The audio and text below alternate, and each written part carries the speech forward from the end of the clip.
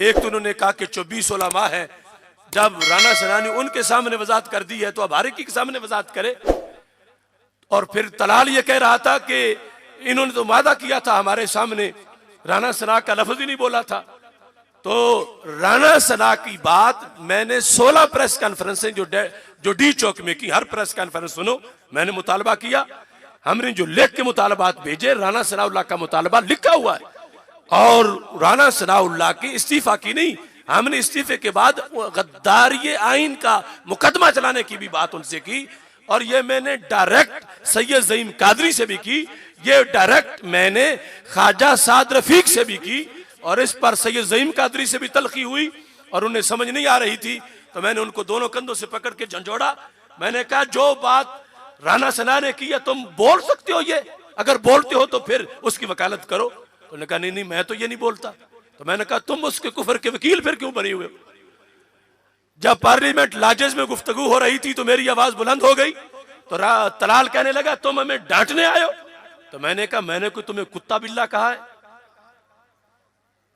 मैंने कहा मेरी आवाज वैसे बुलंद है, तुम्हें होश नहीं कि तुम आइन की बातें करते हो? 7B और 7C उस दिन मुझसे पूछ रहे थे, अच्छा ये भी बदला हुआ है?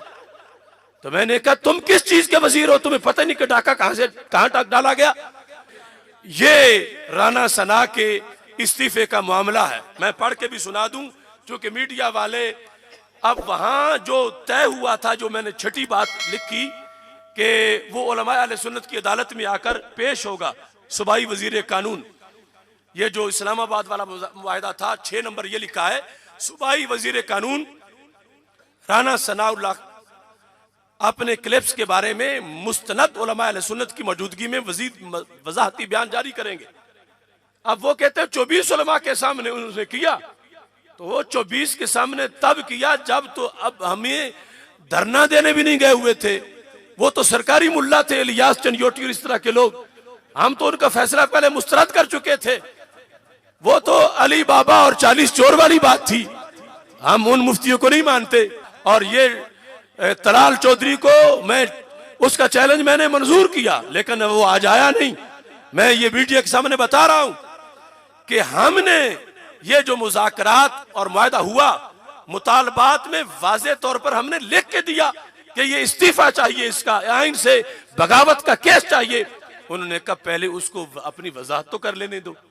तो हमने कहा ये तो उसका हक है कि वो वजाहत करे और हमारे पास आके करे, क्योंकि इतराज हमें है तो वजाहत वो बॉर्डर पार जाके करता फिरे तो इसका तो कोई तुक नहीं बनता।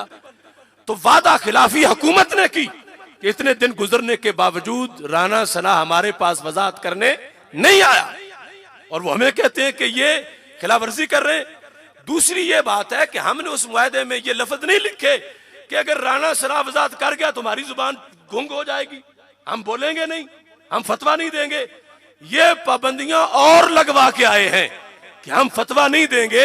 हमने एक लफ्ज भी नहीं लिखा कि राना अगर वजाहत करेगा तो हम चुप कर जाएंगे।